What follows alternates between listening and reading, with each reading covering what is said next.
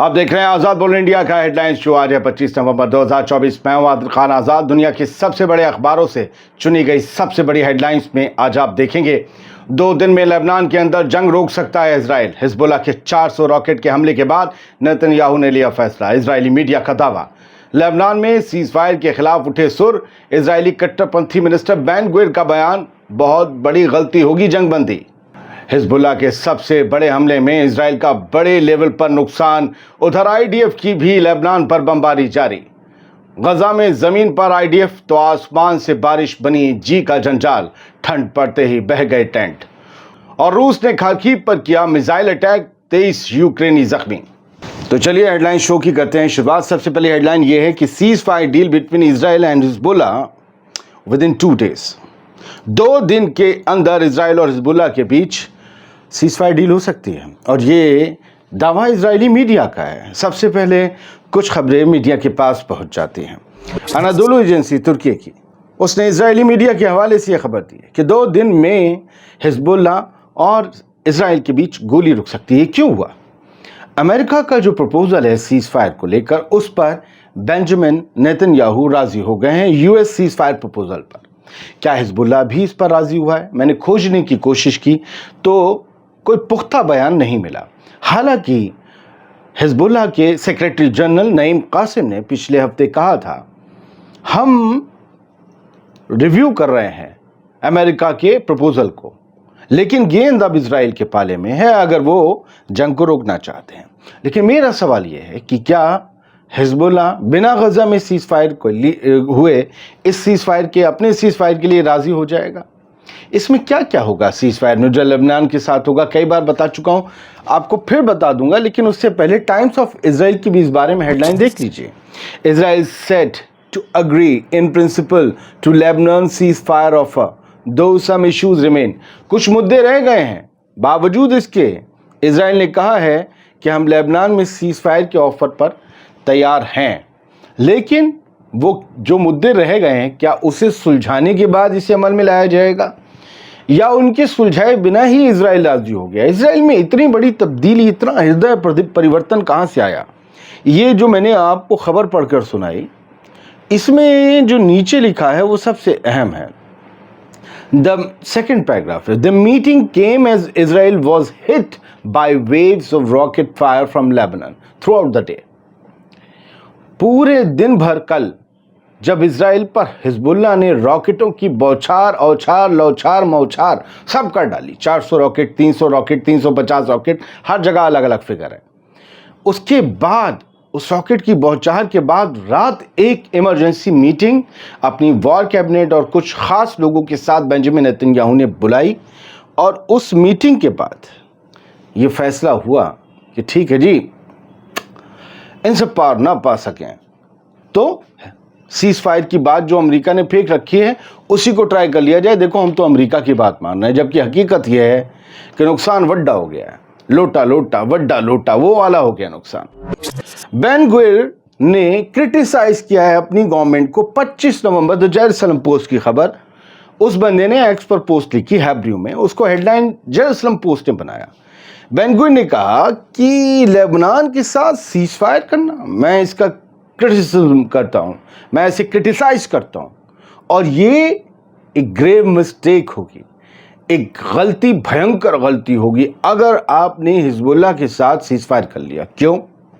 उसने 2-3 बातें बताई कि हिजबुल्लाह इस वक्त अपनी सबसे कमजोर सिचुएशन, हमारी आईडीएफ बहुत जबरदस्त तरीके से आगे बढ़ चुकी है और हम जीतने के करीब हैं, हम क्यों सीज फायर करें? हिजबुल्लाह को हमने ख़त्म कर देना है हमेशा के लिए इस खतरे को, लिहाजा हमने सीज फायर नहीं करना है, वरना ये इतनी बड़ी मिस्टेक होगी, हिजबुल्लाह फिर से रिवाइव हो जाएगा।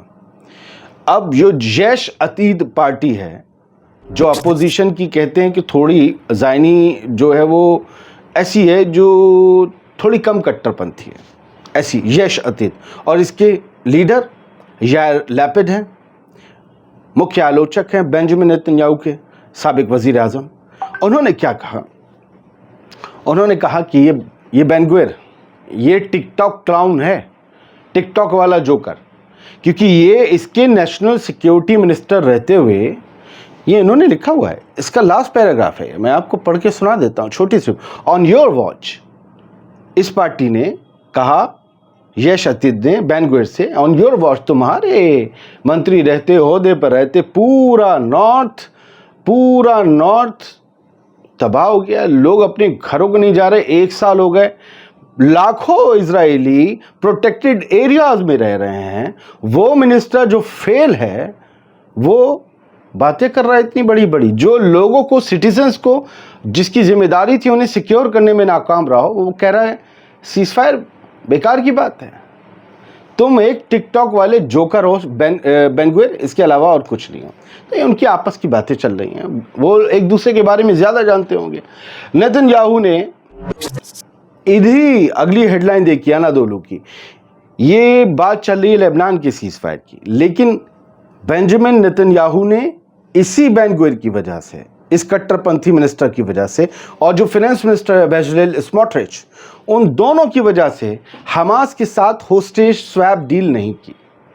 میں نے پڑھ رکھا آرٹیکل, تو میں آپ کو ایسی بتا دوں. جولائی میں یہ اس اخبار کا دعویٰ ہے, جو رپورٹ آئی, رپورٹ کا دعویٰ ہے, جولائی میں حماس تیار تھا امریکہ کے پروپوزل پر اور بنا فل ٹوٹل سیز فائر کے, بس وہ فیز 1 اور فیز 2 پر راضی تھا سیز فائر کے, اور اسے لگتا تھا فیز 1 فیز 2 ہو گئے, دنیا دیکھ ہی رہی ہے, پھر پریشر اسرائیل پر آئے گا ہی کہ جب 2 فیز اچھے ہو گئے تم اب ٹوٹل سیز فائر کرو.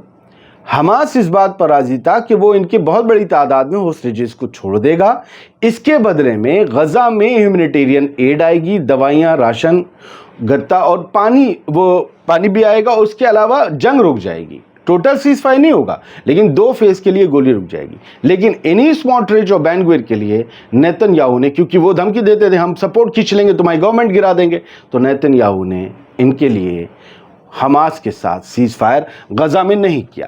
لیکن لبنان میں سیز فائر کیسے ہوگا جب وہ غزہ کی وجہ سے وہاں پر کانفلکٹ شروع ہوا تھا. خیر, غزہ میں کیا ہو رہا ہے, جو لوگ شہید ہو رہے ہیں, اور بڑی جو خبریں ہیں وہ ہم آپ کو رات کے بلیٹن میں دے ہی دیں گے.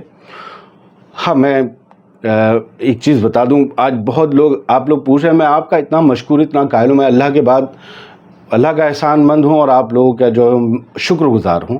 صبح سے لوگ پوچھے جا رہے ہیں آج کوئی بلیٹن نہیں آیا, آج صبح والا کہاں ہے, کل رات والا نہیں آیا. اس سے یہ پتہ چلتا ہے کہ میرے شو آپ لوگوں کی وجہ سے اسٹیبلش ہو گئے ہیں. ایک مارننگ کا مڈل ایسٹ نیوز, دوپہر میں ہیڈ لائن شو جو اب شام تک کھسک رہا ہے کسی وجہوں سے, رات کا دنیا بھر کی خبریں 10 بجے والا. تو آپ لوگ جب پوچھتے ہو نا یہ کہاں ہے شو, وہ کہاں ہے, تو مجھے بڑی خوشی ہوتی ہے, لیکن میں کبھی کبھی جواب بھی دیتا ہوں. سر میری ایک فیملی ہے, 2 چھوٹی سی پیاری سی بیٹیاں ہیں, بیوی ہے, اور گھر ہے, گھر کی ذمہ داریاں ہیں. ایڈیٹر کو بھی چھٹی چاہیے ہوتی, اس کے بھی بیوی بچے ہیں اتفاق سے, اور تھوڑا جسم کو کبھی کبھی ہم سکون دینے کی کوشش کرتے ہیں. تو ہم نے وہ چھٹی کل رات کی بلیٹن کی اور کل سنڈے کو دیتے نہیں شو, اور آج صبح کی لے لی. بس اتنی سی بات تھی. مجھے یاد نہیں ہے میں نے کتنے سال پہلے پورے دن کی چھٹی لی تھی اور آدھے دن کی چھٹی کتنے مہینے پہلے لی تھی. لہٰذا تھوڑی ریکویسٹ ہے, آپ کی محبت قسم سے میرے اندر جوش بھر دیتی ہے, بنائے رکھیے گا, آپ سلامت رہیے.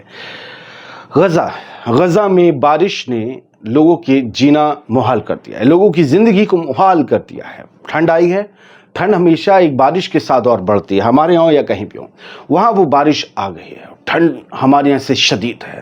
سمندر کے کنارے وہ پناہ گزینوں کی طرح پڑے ہیں, سمندر کی ہوائیں ٹھنڈی ہو گئی ہیں. رینز تھریٹن ہیلتھ کرائسس ان غزہ. اب وہاں پر گندگی کا انبار ہے, ایک ساتھ سے کوڑا باہر نہیں گیا, انہی گندگی کے انباروں میں پانی جب گھس جاتا ہے تو بیماریاں پیدا ہوتی ہیں, کیڑے پڑ جاتے ہیں, بہت بڑا خطرہ منڈرا رہا ہے. فی الحال یہ کہا گیا ہے الجزیرہ کی اس خبر میں کہ حالات غزہ میں اچھے نہیں ہیں. سیویج فلڈ جو ہے غزہ کے رینی سیزن کی وجہ سے جو آ رہا ہے, کولڈ ٹیمپریچر ہو رہا ہے, اس سے بہت سے لوگوں کی میل نورشڈ پیپل جو اس وقت یوں سمجھیے کہ کم کھانے کے شکار ہیں, بھوک مری کے شکار ہیں, وہ لوگ جو ہیں بیمار جلدی پڑ سکتے ہیں, ان کی امیونٹی کم ہے بہت زیادہ. خیر, اس میں لیبنان کی بھی الجزیرہ میں نیچے ہی خبر لکھی ہوئی تھی. آپ کو پتہ ہے کہ وہ 2 اپڈیٹس ایک ساتھ دیتے ہیں. انہوں نے یہ بتایا ہے کہ جو ہے کئی علاقے جو ہیں وہ بیروت کے دہلائے جا رہے ہیں. 340 میزائل حزب اللہ نے داغی. دیکھا الجزیرہ کی خبر ہے 340, لیکن غزہ کے حالات دیکھ لیجیے. یہ لوگ کھانے کی تلاش میں کھڑے ہوئے ہیں. یہ آپ دیکھ رہے ہیں کھانے کی قطاریں ہیں, کہیں بلڈنگ ثابت ہیں, کہیں جلی ہوئی ہیں. یہ غزہ کے خوددار لوگوں کا اور خود مختار لوگوں کا حال ہے. یہ کہنا چاہیے خیرات میں آئی روٹیوں یا دال یا جو بھی ہے اس کے لیے کھڑے ہوئے ہیں کہ زندہ رہ سکیں.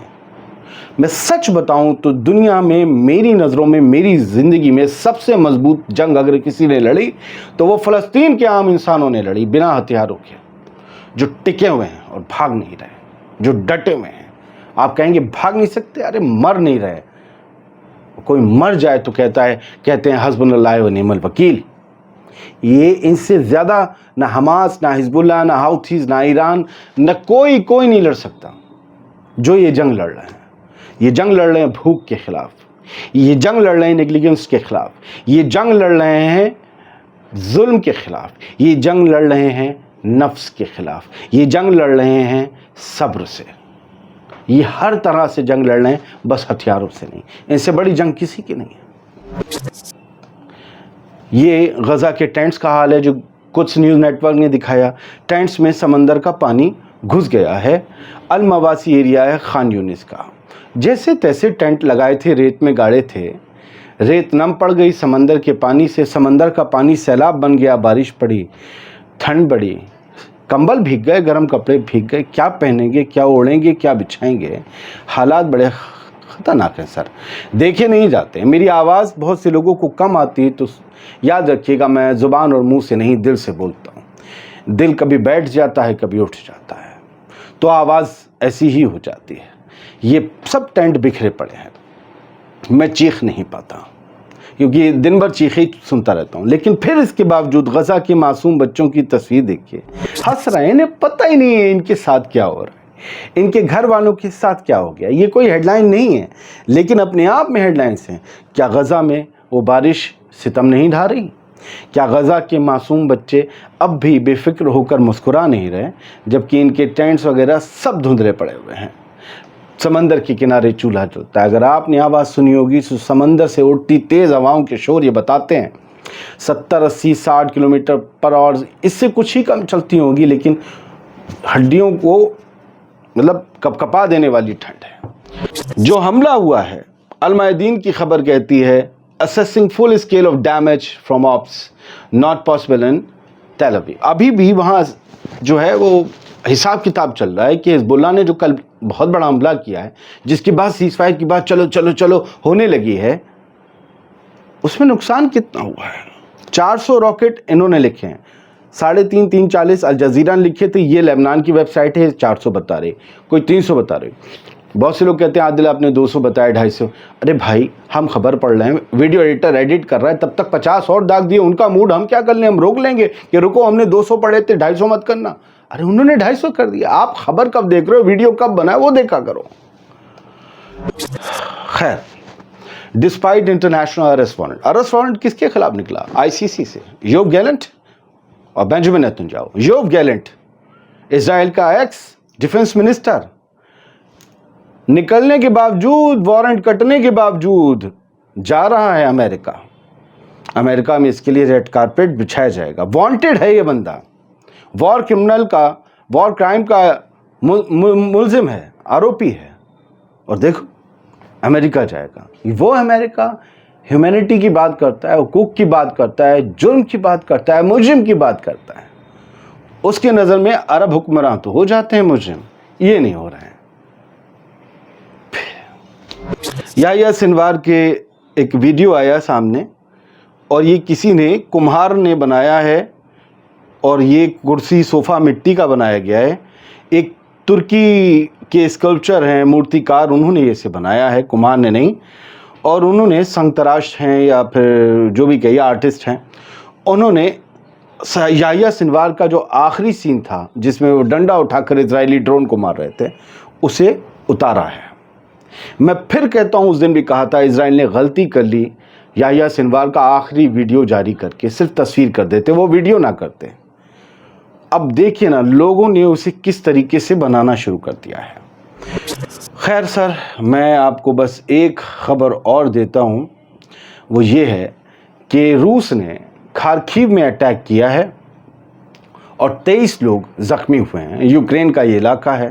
روس اور یوکرین کے بیچ جنگ ایک بڑی جنگ میں، ایک عظیم جنگ میں بدلنے جا رہی ہے، ایسا لگتا ہے. بہت بہت شکریہ. سلامت رہیے، خوش رہیے. مجھے لگتا ہے میں نے جو وضاحت پیش کی آپ کی سمجھ آئی ہوگی. اگر کچھ غلطی ہوئی ہو اس ویڈیو میں تو آپ لوگ معاف کر دیجیے گا.